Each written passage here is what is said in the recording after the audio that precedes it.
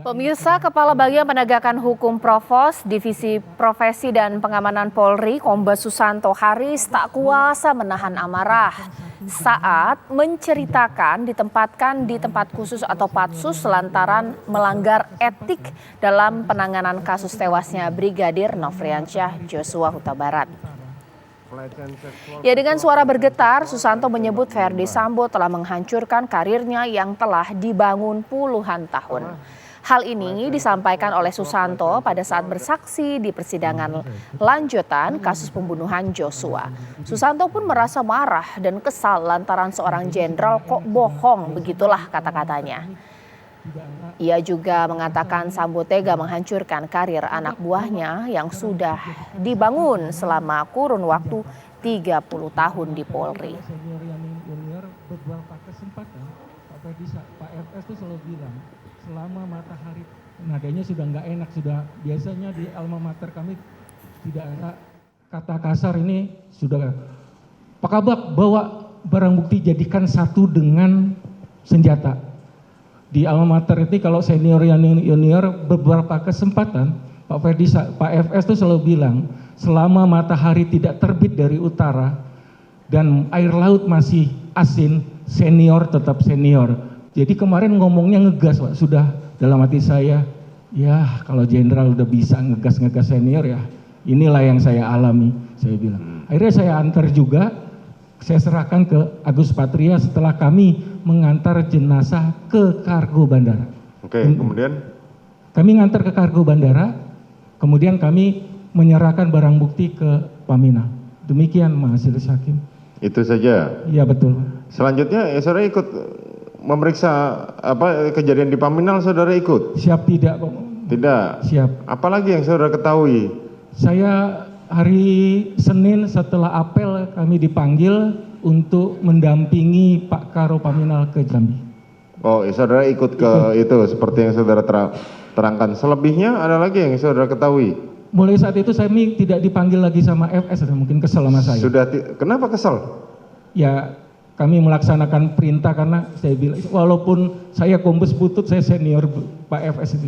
Iya, kenapa kesel dengan saudara? Ya kesel, kalau merintahkan biasanya halus, Bang tolong Bang bantu. Waktu nganter barang bukti dan jenazah itu, Pak Kabak, segera itu antar, Pak Kabak. Saya agak ngelewat dikit. Saudara melawan. Siap. Tapi saudara tahu nggak bahwa dari awalnya ada kejanggalan, saudara tahu nggak? Tidak tahu. Tidak tahu. Saudara ikut di Patsus? Ikut yang mulia. Ikut di sidang kode etik? Ikut yang mulia. Apa hukuman saudara? Saya pansus 29 hari dan demosi 3 tahun yang mulia. Demosi 3 tahun. Saudara tidak dijadikan tersangka dalam hal ini, terdakwa dalam perkara ini? Tidak. Bagaimana perasaan saudara? Kecewa, kesal, marah. Jenderal kok bohong, susah nyari jenderal.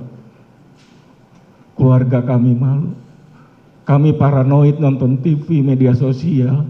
Jenderal kok tega menghancurkan karir. 30 tahun saya mengabdi, hancur di titik nadi terendah pengabdian saya.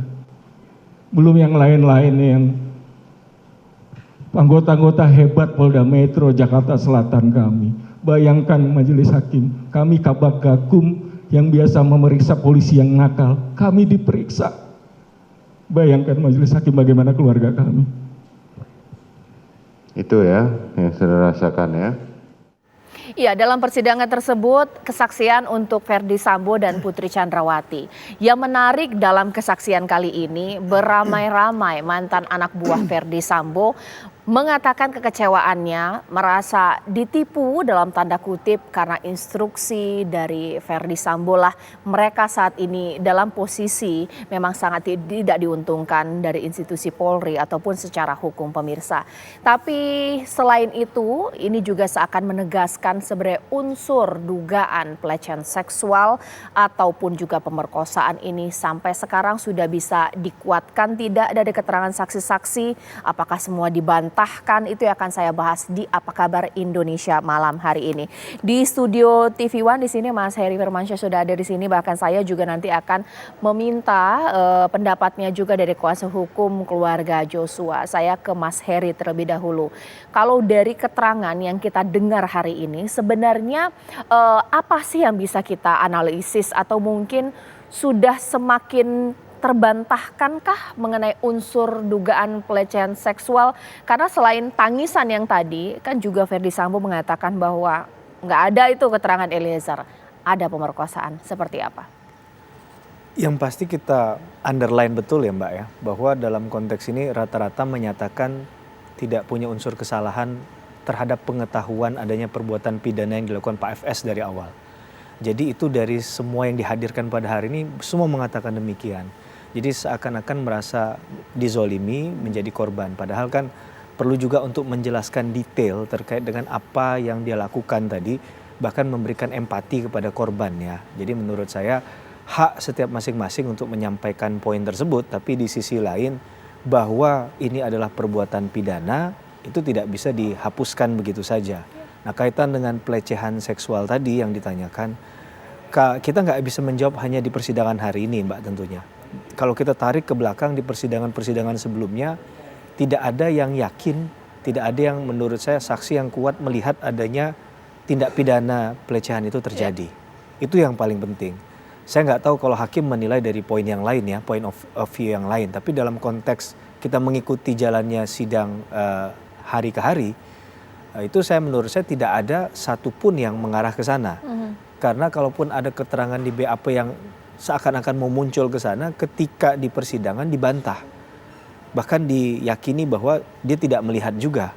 Nah, ini kan sesuatu yang dalam konteks keterangan pembuktian, khususnya dalam keterangan saksi, itu tidak memenuhi kualifikasi.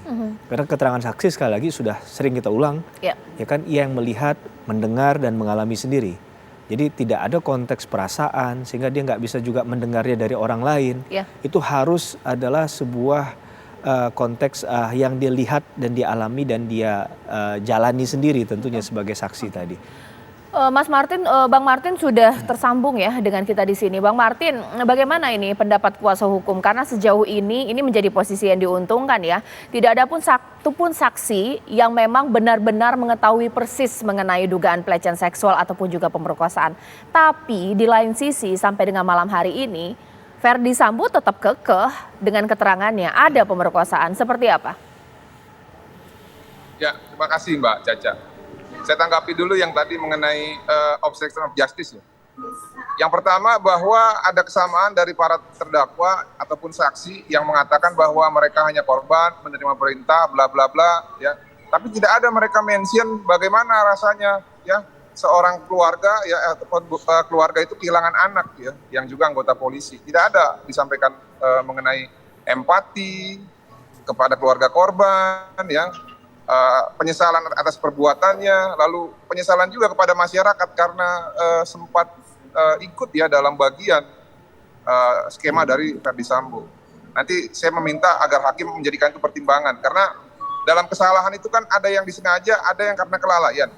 Nah, biarkan nanti kebenaran materi yang diuji apakah memang ini kesalahan mutlak atau karena kelalaian. Tapi dua-duanya sama-sama akan dihukum. Yang membedakan adalah yang satu dihukum mungkin lebih kuat ya, ataupun lebih tinggi, yang satu lagi dihukumnya mungkin akan lebih ringan. Nah, nanti biarkanlah persidangan yang menentukan. Nah, terkait mengenai pelecehan seksual, menurut saya gini ya, Mbak Caca, Ferdy Sambo, Putri Chandrawati sudah habis kesempatan untuk mendalilkan kekerasan seksual karena laporan mereka sudah di SP3. Mereka harus paham bahwa konteks perkara ini adalah 340, ya, bukan dakwaan terhadap undang-undang tindak pidana kekerasan seksual. Ya, jadi posisi mereka itu sebagai terdakwa bukan korban. Jadi harus tahu di mana porsinya untuk berbicara. Jangan playing victim. Karena tidak ada dalam pasal 340 itu harus digenapi kekerasan seksual. Nah, mengenai motif saya pikir sudah clear ya.